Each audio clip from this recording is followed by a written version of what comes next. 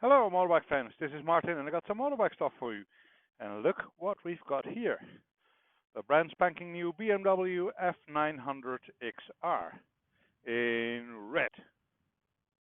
I'm sure the Germans have some fancy name for that, but as far as I'm concerned, it's just red. Now, let's walk around it. Oh, it's a bit of an angry bird face. I have to say I like it.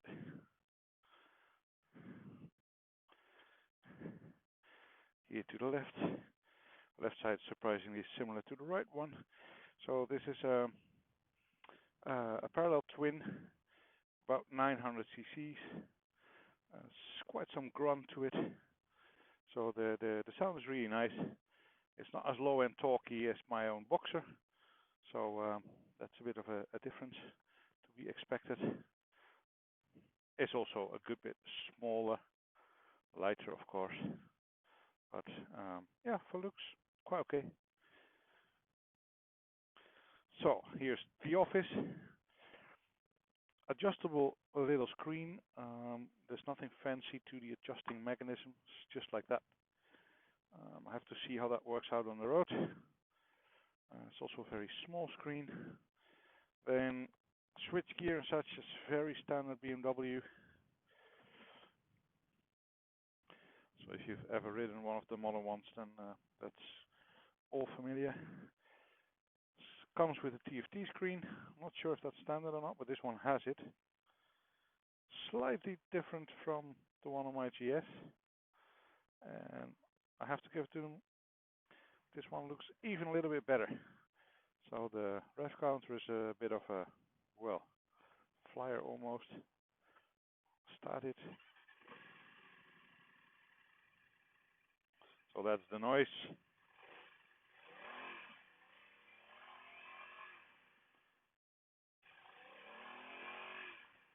So that's a nice grunt, isn't it? Gonna switch that off quickly because, well, this is such a nice ocean of tranquility, so we shouldn't be too noisy there.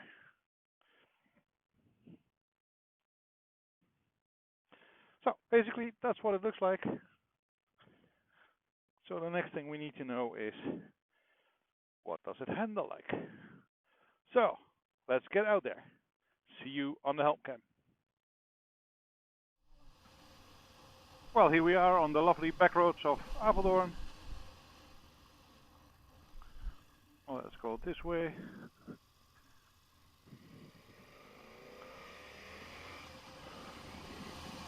A nice sound in this engine. Really something is going for it. Take a right here. La, la, la, la, la. Bit too much traffic on the other one. So it feels a bit cramped and smaller than my own GS. Yet it's also nice and nimble, of course. The engine at first also seems a bit less torquey, less powerful. Then again, what would you expect? But all in all, it's really not that bad. Response is not as imminent as on a Boxer engine, but lots of stones. But here we go. Yoo-hoo! Nothing wrong with that.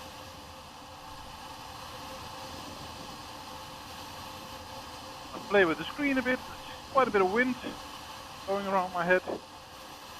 And there's quite a bit of wind going around my head. And there's still quite a bit of wind going around my head. So basically that makes no difference whatsoever. I think for regular use, this one is going to need a different screen. And even though it's not as quick of the lower revs as a Boxer engine, still after a second or two it really gets you going. There you go. Here, try that again.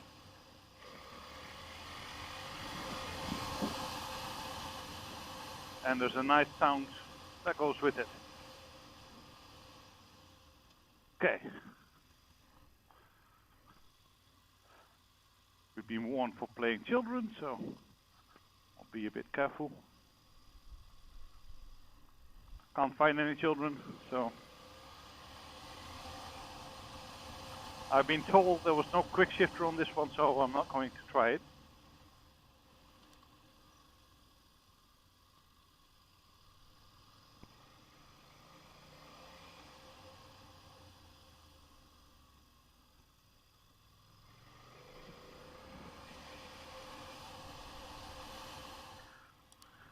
So even when in action, the screen also looks brilliant. You got a speed up here, and there's some kind of funny neon-like effect to it.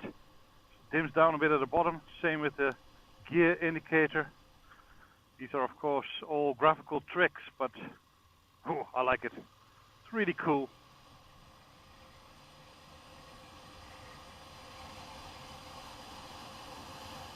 Well, in terms of suspension, I noticed it's a bit bumpier.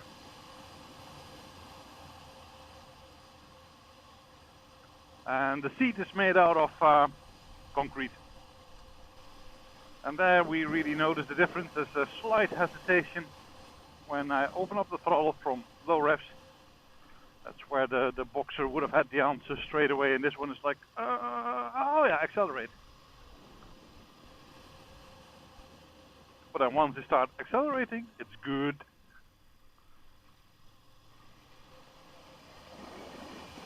Lovely sounds, really, really nice. Bit of a dark note to it. It's very much like the F900XR I took out about 2 years ago. Absolutely nice.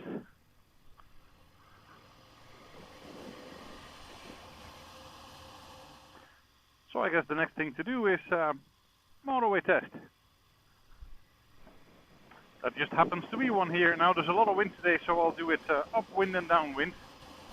Hopefully we get to a fair comparison.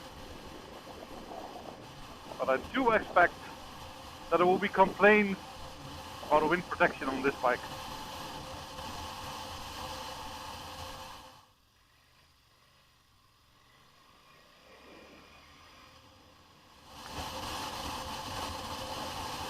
Okay, I'm not a fan of the wind protection on this bike. As expected. Fairly okay around the legs though, I have to give it to that, but my head is really in the wind. Very noisy. Back down a bit. No, doesn't help.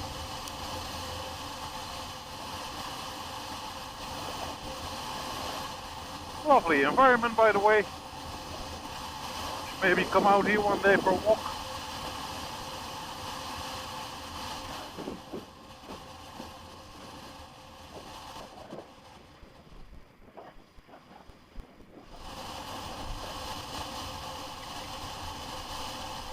Well, I don't know whether I'm going upwind or downwind now. There's still a lot of wind noise. So for wind protection on the motorway, I don't like it. Try different settings here. Noisy. Noisy. Okay, you know what? I'm going to take this bike back to where it belongs, the Backroads.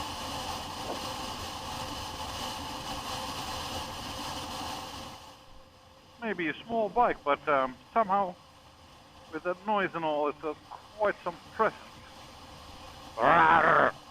It's kind of cute.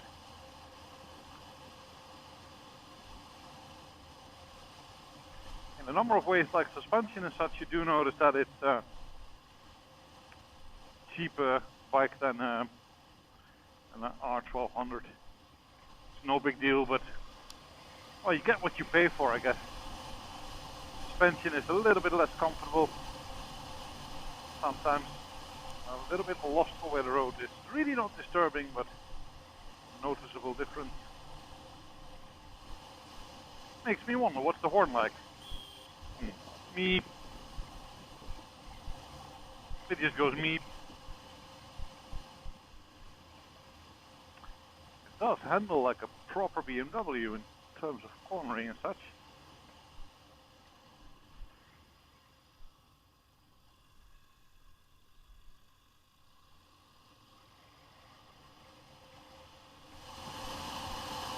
even at a moderate 80 kilometers per hour, wind noise is already getting disturbing. So that's the thing. Even on the faster roads here on these back roads, that shouldn't really bother you too much. But let's say you're going through Germany on Bundesstraße or something like that. You'll be doing 80, 90, maybe 100. It would get pretty disturbing already. So that windshield here, that's definitely something to look into. That would need an upgrade. Question is, where does this go? Or maybe I should ask, does it go anywhere at all? Oh, interesting. It seems we are going off-road.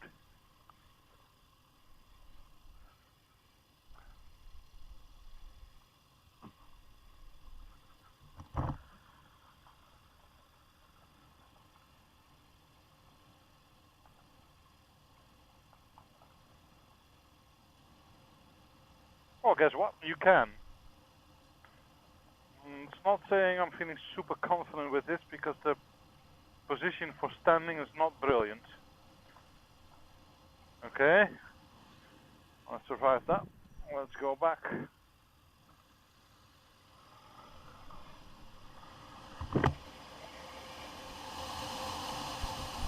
See, there you have it. This is a road that's just slightly faster than normal city-to-city road.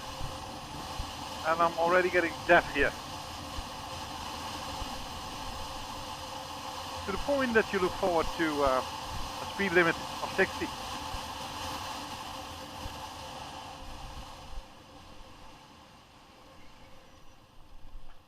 That's too bad because this bike has got so many things going for itself. Well, let's just enjoy Backroads then while we can. The thing it's good at. So let's do what it's good at.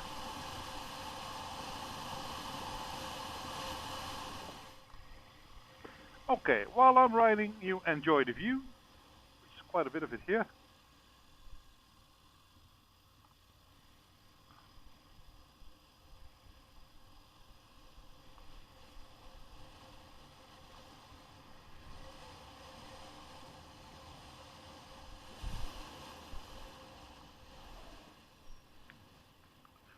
Even more off-roading there.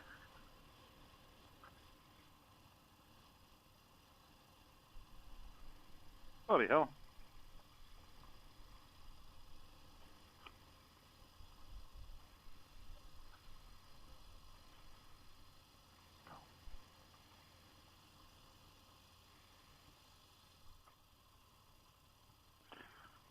Fresh gravel, lovely.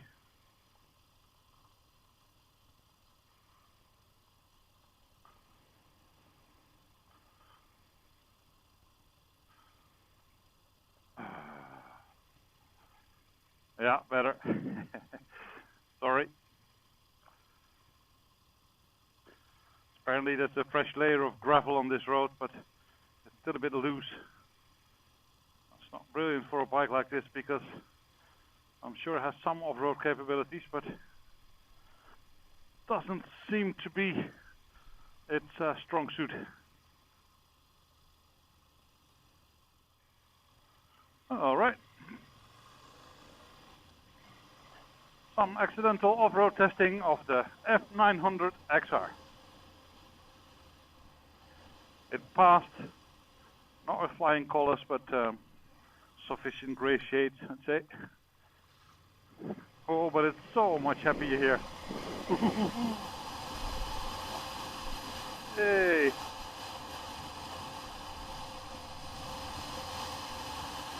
Well then, let's reach a conclusion.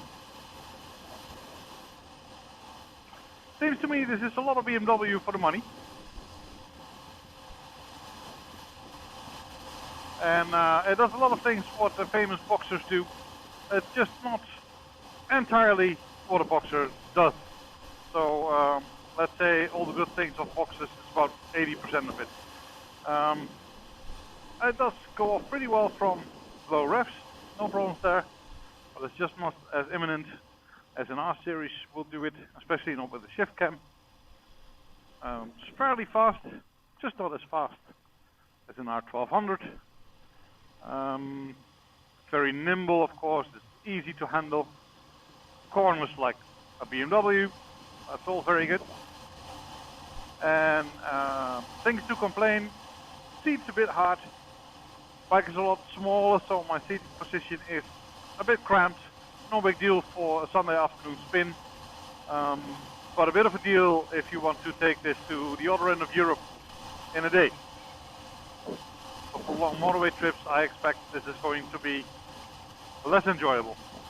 And then of course the number one complaint is the shield here in front that basically doesn't do much for me. So, bearing in mind these limitations, for this money you can have a proper BMW that does all the nice things that BMW motorcycles do, especially shift acceleration from the low revs and cornering like nothing else.